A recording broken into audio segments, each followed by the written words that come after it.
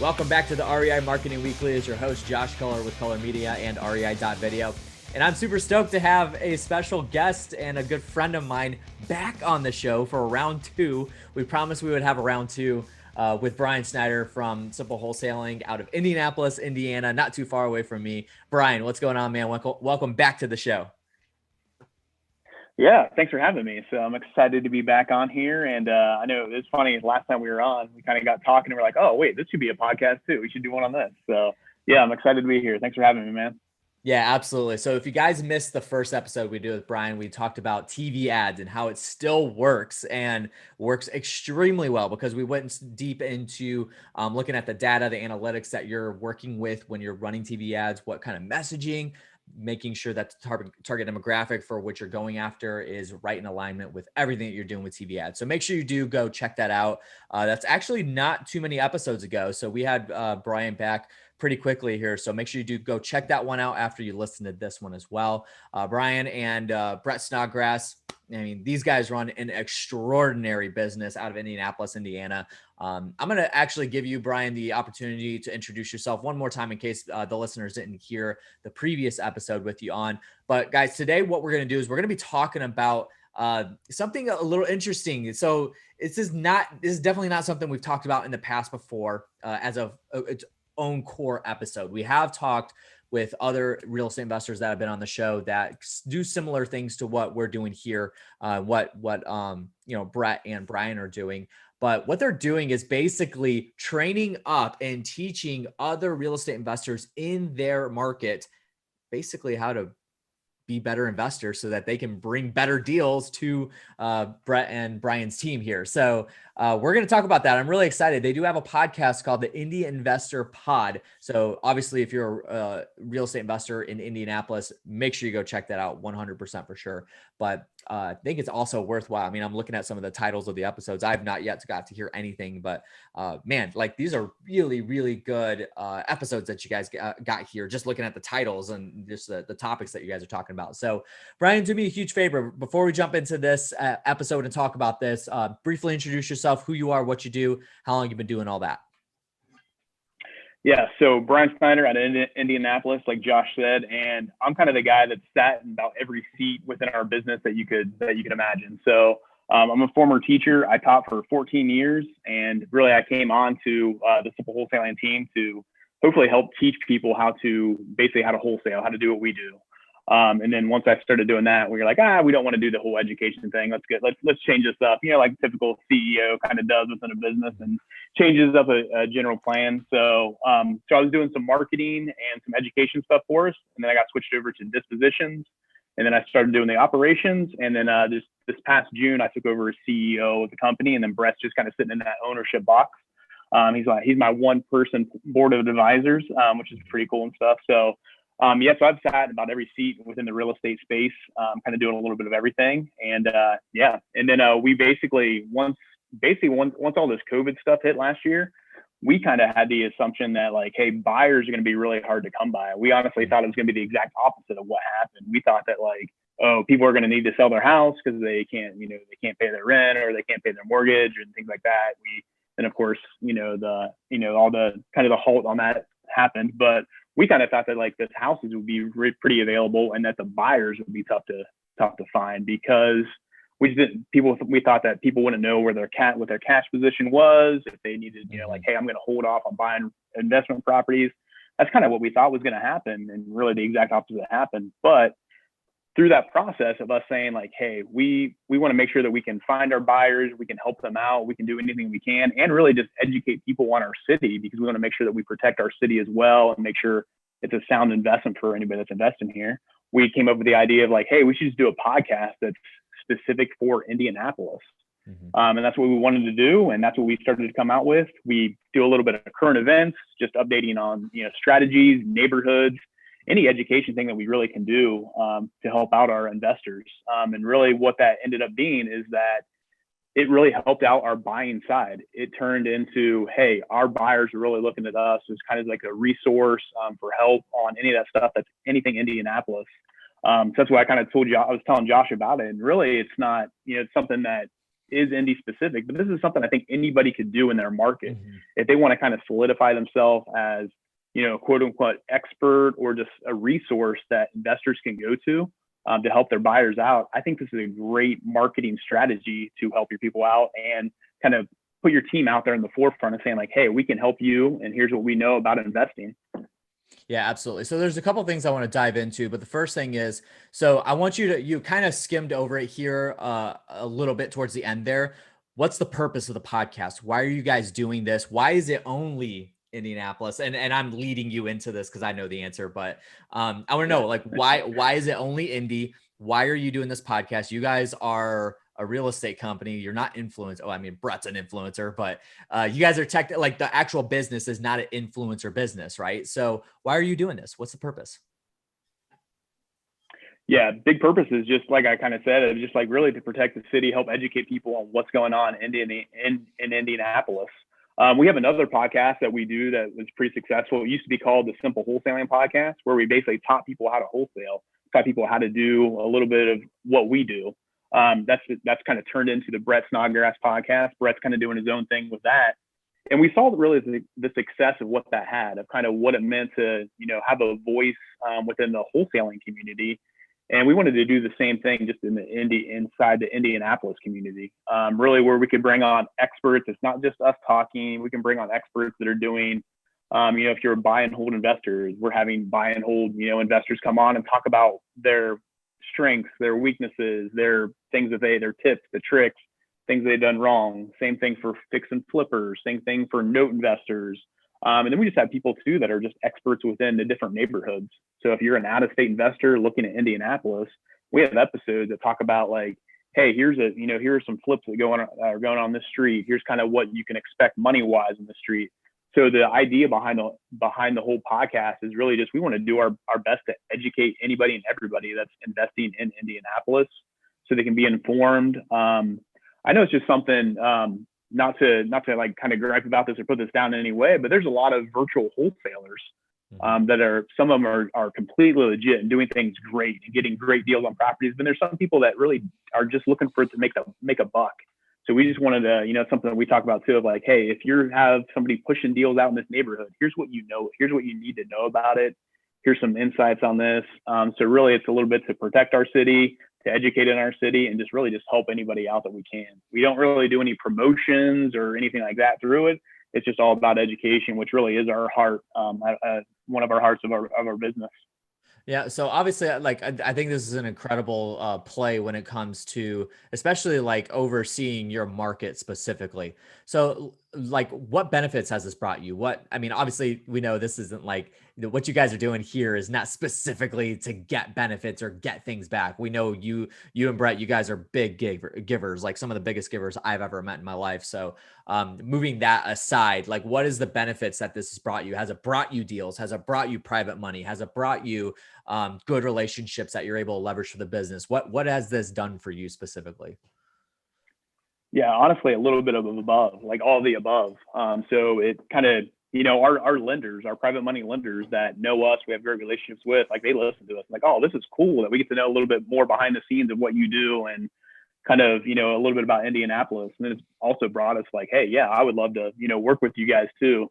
So it's brought us deals as far as other wholesalers bringing us deals that want to work with us because we do this each and every day so we can help them. But then the big thing too, it's brought us buyers and like kind of solidified us in the eyes of our buyers of what we know, what we're talking about. And I think the whole thing behind all of that is that it really it allows people to see our personalities. It allows people to see who we are so they know who they're working with.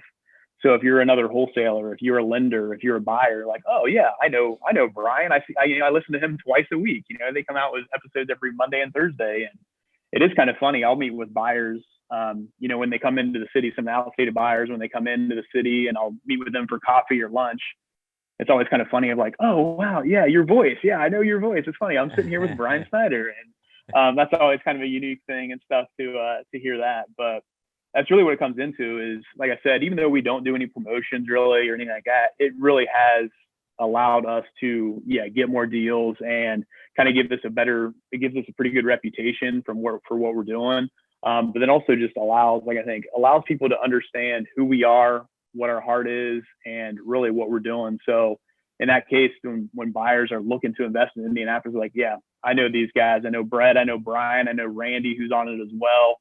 And yeah, I want to work with them. They know what they're talking about. And so it's been really good that way. Yeah, absolutely. So I'm like getting all like giddy here because this is exactly what I preach, guys. When it comes down to it, like you guys know, so like content is my thing, content is my team's thing. That's like what we do. And the sole purpose for content is, yes, it's marketing, but the biggest function of it is to build credibility and authority. And this is exactly what they're doing. So if say a private money lender comes along and they, maybe for instance, they need money. So if Brian and Brett and these guys, they need some money coming in, and a private money lender comes to the door and they say, are you credible? Do you have any kind of authority in this market? They can literally point to the podcast and say, we've got X amount of episodes over here. Go listen to all of them. All we talk about is Indianapolis and investing in here. And that right there. So like the content that you put out is by far, it's the best reputation and brand builder that you could possibly do. Like exactly what they're doing is it's that. And so this is almost like a resume for them. They can literally point people to Apple Podcasts and say, here's our resume. Go check every single one of them out if you want to. And that is more than enough to do it. I mean, I cross paths with this all the time. And this is what we do for our clients. It's like content marketing. And a lot of times it's not that the content will bring the lead. I mean, it does often, but it's the fact that the lead finds out about this person and then they go check them out and see all their content. And they see, man, this guy knows what he's talking about. This guy's credible. And people can see through it. They can see through the minutia, right? They can see somebody that's experienced is going to work with these guys. They can see through that stuff if they're playing it fake. But I mean, if they're listening to a podcast that, it's got 90 episodes on it and it's all great content, then man, they're sold. It's going to be an easy relationship to build for these guys. So I think it's great. So I put out a YouTube video, and I probably put it out elsewhere too, but I put out a YouTube video maybe last week or so, and the topic was, should you start a podcast? And my answer was very simple. There's two dominoes here. Number one, does your target demographic listen to podcasts? If the answer is no, then no. If the answer is yes, then yes. So obviously, like with these guys, they figured, hey, wholesalers, private money lenders, like all these guys, they all listen to podcasts. So let's put one out, but make sure it's directed towards what we're going after, like what we're trying to achieve through building the relationships and whatnot. So, I mean, look at it. It's funny. I get a question a lot, Brian, is like people say like, hey, Josh, you do content marketing. How do you put out content about content marketing? And I'm like, just put out content about content marketing. It's not that difficult, right? So, there's a lot of marketing agencies out there in the world nowadays, from videographers to photographers to web designers, and you don't ever see them putting out content about anything that they do. This is the purest form of building your brand and reputation. And so I completely attribute a lot of like content like this to the success of a lot of people, so, especially such as your guys selves. You guys have seen the power of it. So, so when it comes down to it, like if somebody was interested in starting a podcast specifically for their market, I want to ask you, what are the things they should consider? Like what are the things they should talk about? What are some of the things they consider? I mean, I see a lot of the episodes that you guys have here. I mean, you've got, the most recent one is the importance of the investor and agent relationship, like, putting out content like that. So what are some of the things that they need to know? Yeah, I would really just figure out kind of what your audience wants. So I think it's really easy right now. You can just go to Facebook, and if you're in the Facebook groups, like you can just kind of read down through some of the things that people are talking about and what they, kind of what they're asking questions about. And it's really easy to kind of say. So last week, somebody just put it out on one of the Facebook groups, and there were a lot of people that were kind of chiming in about it. Was, I've never bought a property from a wholesaler. I've always bought through an agent. So how do I go about that? What are some things I need to be careful of? So I just make a little note of it. And then that's going to be an episode that I'm actually recording later today. And we'll put that out next week. So it's really easy to kind of find content and figure out what to record on. But really too is what's going on in your city. So we do some stuff on, current events, especially with some of the stuff that's coming down with the evictions and when it's going to kind of open back up. So there's stuff on that. But then there's what else do you want to educate your buyers on? What do you need them to know? So the different strategies they can do, the different neighborhoods, talking to people from title companies, lawyers, all that kind of stuff of what's going on in your city. And then we like to throw in some personal stuff too. Brett and I did an episode 2 weeks ago on we kind of asked this question of like, what if you ran your marriage like your business? And then what if you ran your business like your marriage?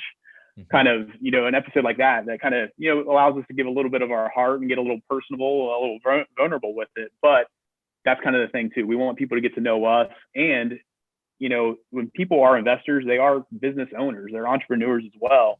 So we want to focus on the whole, the whole investor, not just like, hey, invest your money in this area. We want to make sure that they're healthy and healthy people as well, like all around. So we throw some of that stuff in there as well.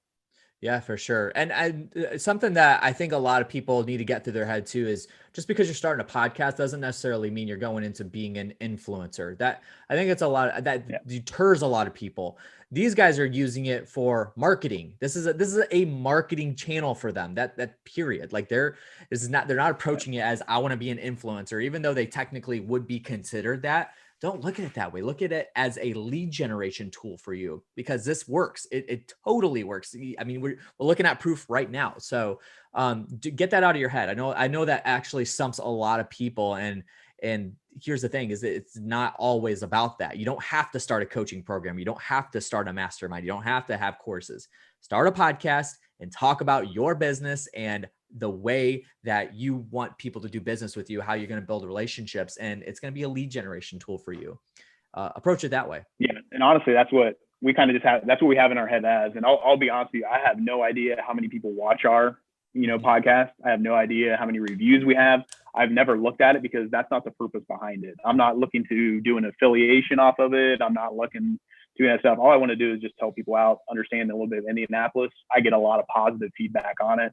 A lot of people just reach out and say, hey, that really helped, or hey, can you guys do an episode on this? And that really is what it is. It's kind of an hour out of my week to do 2 episodes, about a half hour long. And that's well worth it to help just kind of maintain some of the relationships we have, build relationships that we have, but then use it as that marketing tool that we need to kind of put our business out there.